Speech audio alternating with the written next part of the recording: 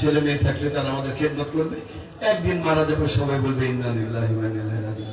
এই জন্যই তো আমরা দুনিয়া এসেছি, ঠিক না ভাই? এই জন্য আসেনি? তাহলে কি জন্য আসছি? কি জন্য আসছি? এই চিন্তাটা আমরা করি কিনা যে দুনিয়াতে আমরা কেন আসলাম? আর যদি চিন্তা করে থাকি তাহলে আমরা করি কি?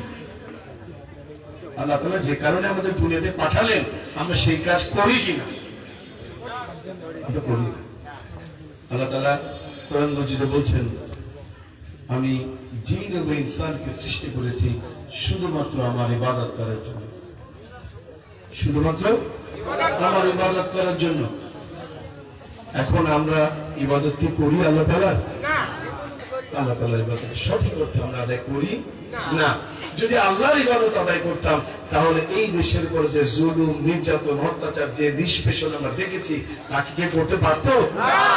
অথবা আমরা যে পাপ কাজে লিপ্ত ছিলাম বলেই আমাদের ঘাড়ের উপরে আল্লাহ যে শাসন চাপিয়ে দিয়েছিলেন, ওই পাপ কাজ আমরা কি করতে পারতাম? খেয়াল করে দেখেন, আপনি আপনার আমার এখানে প্রত্যেকেরই একটা ভিন্ন ভিন্ন পরিচয় আছে। কেউ রাজনীতি করি, কেউ ব্যবসা করি, কেউ চাকরি করি, তাই না? কেউ শ্রমজীবী, কেউ মাছ ধরে খাই, কেউ সাংসারিক কাজ করে খাই। প্রত্যেকের যে পেশা, এই পেশায় আপনারা চিন্তা করে দেখেন একটা দিনের 24টা ঘন্টার মধ্যে কয়টা কাজ, কয়টা আমল আপনি নেক আমল করেন, কয়টা কাজ, কয়টা আমল আপনি আল্লাহকে খুশি করার জন্য করেন, আর কয়টা আমল আপনি আপনার নফসকে মানে আপনার প্রবৃত্তিকে খুশি করার জন্য করেন, আপনার নেতাকে খুশি করার জন্য করেন, আপনার দলকে খুশি করার জন্য করেন। চিন্তা করে দেখেন, আমাদের ম্যাক্সিমাম কাজই হয় আমাদের নেতাকে খুশি করার জন্য, ঠিক না ভাই?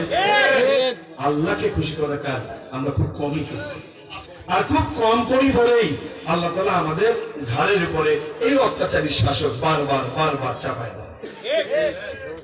আমরা 15টা বছর অত্যাচার, নির্যাতন সহ্য করেছি, তবে কষ্ট পেয়েছি এখানে।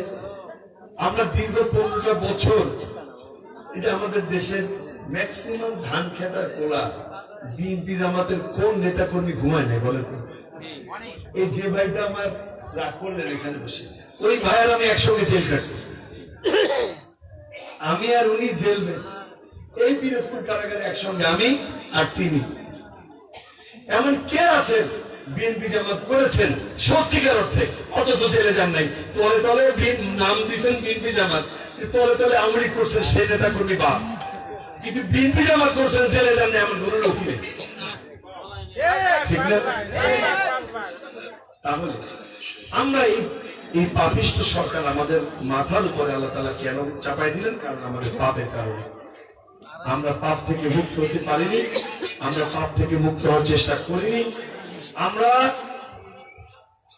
আমাদের আল্লাহর যে নিয়ামতের শুকরিয়া সঠিকভাবে আদায় করতে পারিনি।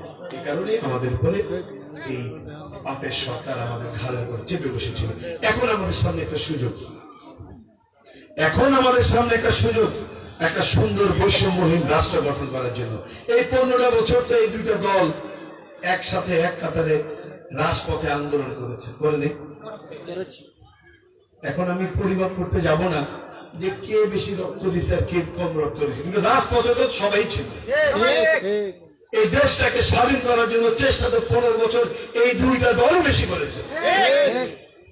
আমাদের ছাত্রদের আন্দোলন একটা ফসল হিসাবে 36 দিনে আমরা একটা আন্দোলনের পরিসমাপ্তি পেয়েছি, একটা সফলতা পেয়েছি।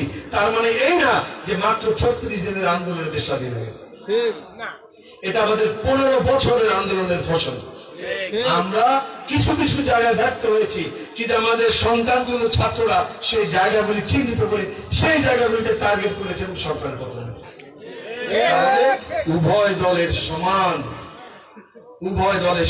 ত্যাগ, উভয় দল সমান পরীক্ষা দিয়েছে।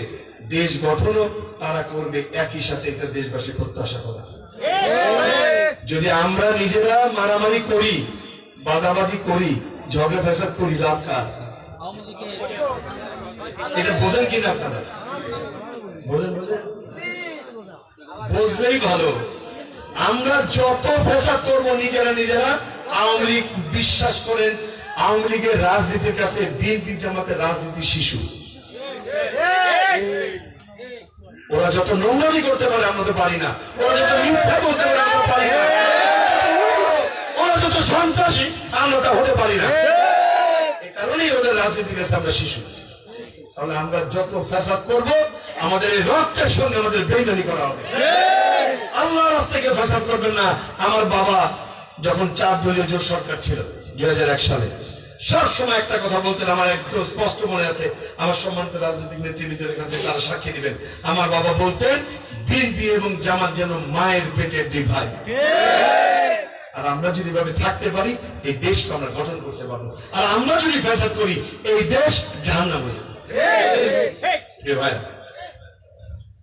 আমি আমার আরেকটি প্রোগ্রাম আছে, চলে যাওয়ার আগে 2টা প্রোগ্রাম, আমি চলে যাওয়ার আগে আমি আপনাদের খেদমতে আমার বাবার কিছু কথা বলে যেতে চাই।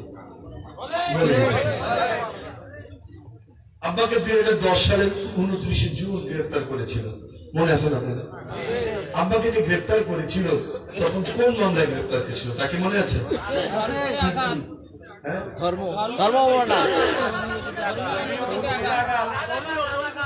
আব্বাকে গ্রেফতার করেছিল ধর্মীয় অনুভূতিতে আঘাত। যুদ্ধাপরাধ মামলায় ধরার মতো কোন তাদের হাতে ডকুমেন্ট তাদের হাতে ছিল না, তো ধরবে কিভাবে?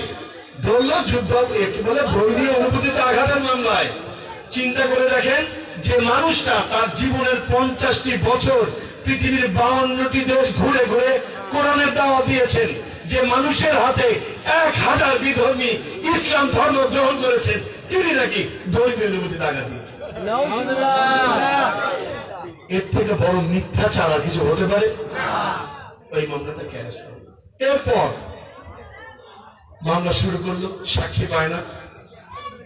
এই পিরোজপুরের সন্ত্রাসের গডফাদার, এই পিরোজপুরের সব থেকে বড় সন্ত্রাসী ওই খোলবাড়ির আউয়াল, সে সকল সাক্ষী জোগাড় করে ট্রাইব্যুনালে পাঠিয়েছিল মিথ্যা সাক্ষী দেওয়ার জন্য। আর একই সাথে নাজিরপুরে আর এক এমপি ছিল যে তাকে প্রশ্রয় দিয়েছিল, সহযোগিতা করেছিল।